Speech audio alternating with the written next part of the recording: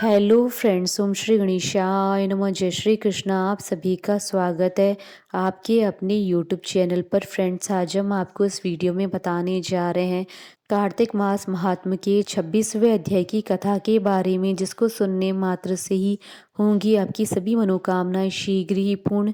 Friends, video शुरू करने से पहले आपसे रिक्वेस्ट है, अगर आप हमारे चैनल पर नए हैं और आपने अभी तक चैनल को सब्सक्राइब नहीं किया है तो प्लीज़ सब्सक्राइब कीजिएगा चैनल को, साथ ही प्रेस कीजिएगा बेल आइकन को, जिससे नए वीडियो से रिलेटेड नोटिफिकेशन आपको तुरंत प्राप्त हो सके। और वीडियो पसंद आने पर वीडियो को लाइक और शेयर जरूर कीजिएगा, ताकि सभी भक्तों को इस वीडियो का लाभ प्राप्त हो सके। और कमेंट बॉक्स में जय श्री कृष्णा जरूर लिखिएगा।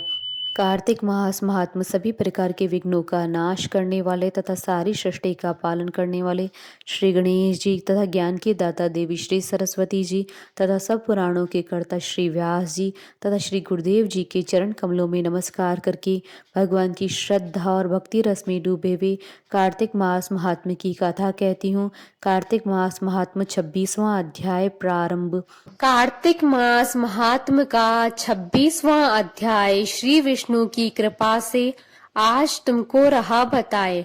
नारद जी बोले, इस प्रकार विष्णु पार्षदों के वचन सुनकर धर्मतत्त ने कहा, प्राय सभी मनुष्य भक्तों का कष्ट दूर करने वाले श्री विष्णु के यज्ञ, दान, व्रत, तीर्थ सेवन तथा तपस्याओं के द्वारा विधि पूर्वक आराधना करते हैं। उन समस्त साधनों में कौन सा ऐसा साधन है जो भगवान विष्णु की प्रसन्नता को बढ़ाने वाला तथा उनके सामीप्य की प्राप्ति कराने वाला है। दोनों पार्षद अपने पूर्व जन्म की कथा कहने लगे। हे द्विज श्रेष्ठ, आपका प्रश्न बड़ा श्रेष्ठ है।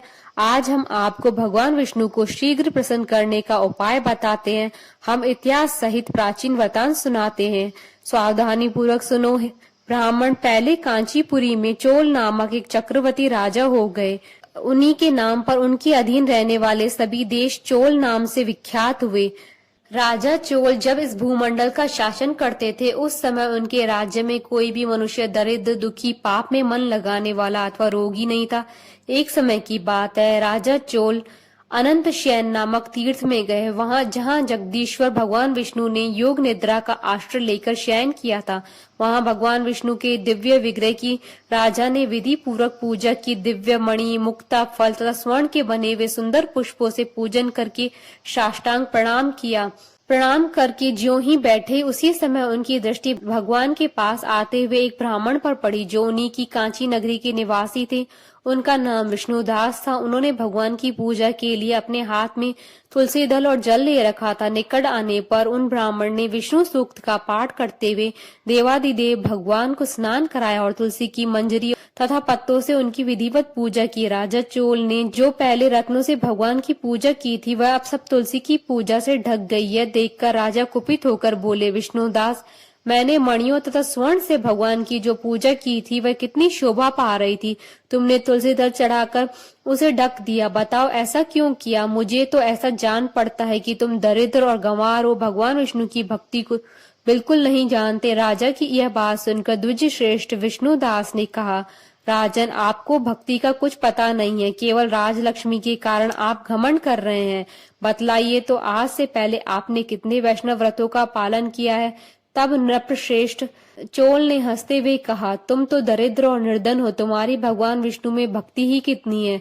तुमने भगवान विष्णु को संतुष्ट करने वाला कोई भी यज्ञ और दान आदि नहीं किया है, और ना ही पहले कभी कोई देव मंदिर बनवाया है। इतने पर भी तुमने अपनी भक्ति का इतना गर्व है। अच्छा, तो यह सभी ब्राह्मण मेरी बात सुन ले।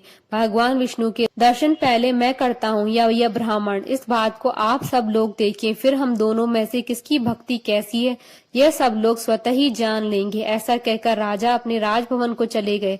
वहां उन्होंने महर्षि मुग्दल को आचार्य बनाकर वैष्णव यज्ञ प्रारंभ किया। उधर सदैव भगवान विष्णु को प्रसन्न करने वाले शास्त्रोक्त नियमों में तत्पर विष्णुदास भी व्रत का पालन करते हुए वहीं भगवान विष्णु के मंदिर में टिक गए। उन्होंने माघ और कार्तिक के उत्तम व्रत का अनुष्ठान, तुलसी वन की रक्षा, एकादशी को द्वादक्षर मंत्र का जाप किया। नृत्य, गीत आदि मंगलमय आयोजनों के साथ प्रतिदिन षडोपचार से भगवान विष्णु की पूजा आदि नियमों का आचरण किया। वे प्रतिदिन चलते फिरते और सोते हर समय भगवान विष्णु का स्मरण किया करते थे। उनकी दृष्टि सर्वत्र सम हो गई थी। वे सब प्राणियों के भीतर भगवान विष्णु को ही स्थित देखते थे। इस प्रकार राजा चोल और विष्णुदास दोनों ही भगवान लक्ष्मीपति की आराधना में संलग्न थे। दोनों ही अपने अपने व्रत में स्थित रहते थे और दोनों ही संपूर्ण इंद्रियों तथा समस्त कर्म भगवान विष्णु को समर्पित हो चुके थे। इस अवस्था में दोनों ने दीर्घ काल व्यतीत किया। इति श्री कार्तिक महात्म्य 26वां अध्याय संपूर्ण। बोलिए भगवान विष्णु जी की जय, सनातन धर्म की जय। हमारे साथ इस वीडियो में अंत तक बने रहने के लिए आपका धन्यवाद। ओम श्री गणेशाय नमः। जय श्री कृष्णा।